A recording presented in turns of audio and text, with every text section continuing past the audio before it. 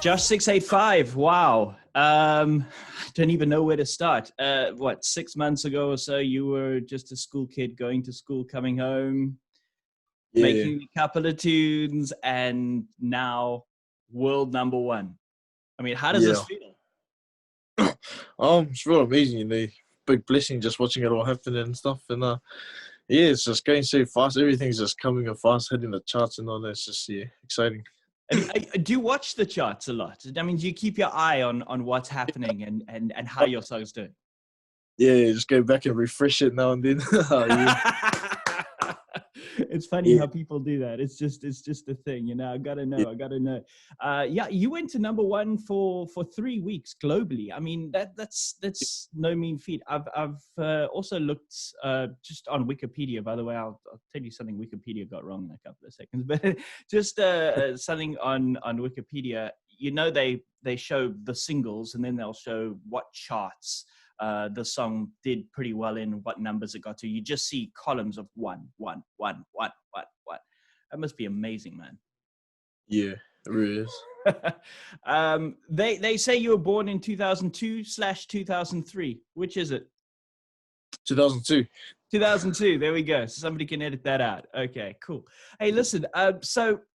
First of all, the lockdown. How's that been for you? Because New Zealand has had it a lot better than the rest of the world. Yeah, it was pretty good like not too long ago, but then we kind of just slipped back into it and kind of like started getting more cases over and over again. So it was going good for a good while. I think it was 100 days straight. And then at the exact 100 days, I'm pretty sure we hit right back into more cases. So yeah, it's going all right, but not too bad.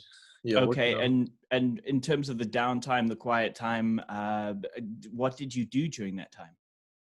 Right now, recently, just playing a lot of games with my friends, taking advantage of the lockdown and just like taking it as like sort of a holiday. But yeah, still staying safe at home and all that. Yeah.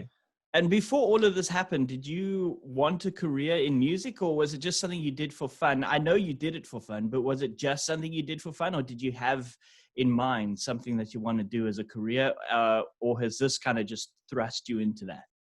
Yeah, I always had a thought of it, kind of like just wondering if it would happen. Like anything could have happened. I could have been like just a beat maker, like low key and all that. But yeah, I wasn't really pushing like I wanted to be this exactly what I am, but I kind of just came into it. And, yeah, just taking it as it is. And now you have been pushed into it. There's no way you can remain just like a beat maker now. Now you're a full-on artist. It's a phenomenal story. Just can we go back? I know you're probably sick of talking about this, but can we go back to where it all began for you? You were just making a couple of songs. You're making them on in your bedroom. Just take us through that and that whole thing with Jason Derulo and how that all came about. Oh, so like when I made the beat itself, Laxed, I already had like previous for that, and it wasn't that big. By the time I had like a small audience, and that's kind of what that's kind of what I was working for. I was just making the songs for them, just posting. People liked it, comment, and I'll just make more. But then kind of came up till July. I was still sort of new to it. It was like halfway of the year, just just like making a few more beats. And then that time around July, I just came in from school. That particular day, I just came in from school, came home as usual, just chilling around. So I just went straight to my laptop and then, just started playing around, mixing a bit of this and that, and kind of just made the beat itself. And it wasn't too serious. It was just like a fun beat just because why not? And then I threw it up to YouTube. And then kind of from there, I never had any other platforms to like use. I never knew anything about Spotify and all these other things. So I just threw it up to YouTube.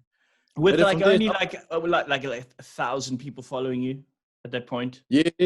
A couple thousand at the time, and like I put it up to YouTube, and then kind of from there up until April, it kind of started to blow up from the person making the dances on TikTok and all that, and it just shot up millions real fast. Yeah.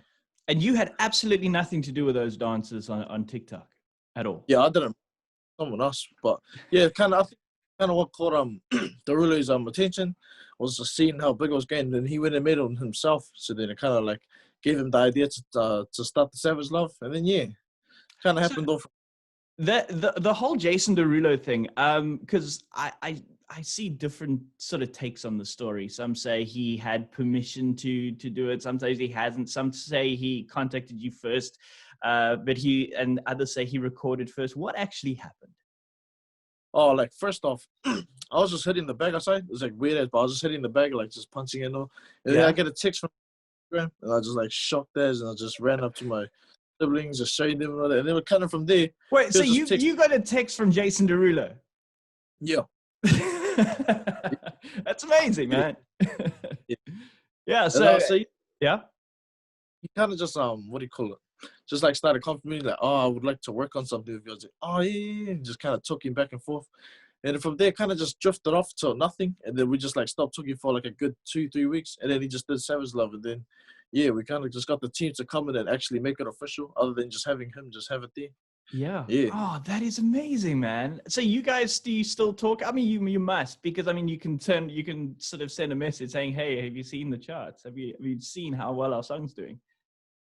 Oh, his team's probably telling him more there, but like, yeah, we haven't communicated too much, but like, it's mostly our teams that are like making the things run smooth. Yeah. Okay. And how has life changed for you since? A lot's changed like real drastically, like with timetable and all that.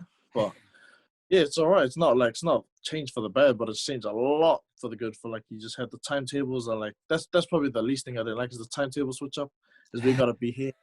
There. But yeah, and you've great. got so much less time of your own to actually kind of do stuff that like a teenager likes to do. I mean, people have to remember that you're still in high school. Yeah. It's phenomenal. How has been balancing the whole schoolwork with all of this been going? Haven't really gotten around to like do much schoolwork because there's too much. When I get the chance to, I'll try and get some in. Yeah. Okay, all right. And the reaction from people at school, how has that been? They're just real shocked. They just got a lot of people just staring, walking around, just people having their eyes just looking at you and that. But yeah, it's pretty cool. It's pretty cool. Awesome. And you've got Samoan heritage, right? Yeah. Okay, and you're very proud of that. I think that is where the 685 comes from, if I'm not mistaken. Yeah. Okay. 100%. Why Jawsh 685? I don't know. I just kind of made the name for fun back then. Like, it wasn't really anything serious. Like, at the time as well, when I started making beats, it was just there because why not? It wasn't like, oh, I'm gonna make this my artist name. It just kind of sat there, and then I just let it be it, and then yeah. Okay, cool. And for those of us sort of older people, because I think I'm like, yeah, I am double your age, well, more than double your age. A Siren Beat. Just explain the concept, because this is something that you do a lot of. Yeah, so it's kind of like it's a bit of everything. You got like Polynesian music, and sometimes you'll get like people with a mix a bit of other styles like reggaeton and that, put a bit of that, but it's mostly just remixes, beats, and all that. And yeah, just Polynesian style music, and yeah, it's kind of started to pop real big now on like TikTok as well. A lot of people, other people in the islands as well, starting to make their ones and all that. And awesome. Yeah. And all hoping that Jason Derulo is going to pick it up now after what you've started. So music you like, I take it that is obviously a big thing, but music like in the general circles that you hear on radio, music that you actually like. I don't hear much of this on radios, but I like a lot of Pop Smoke and all that.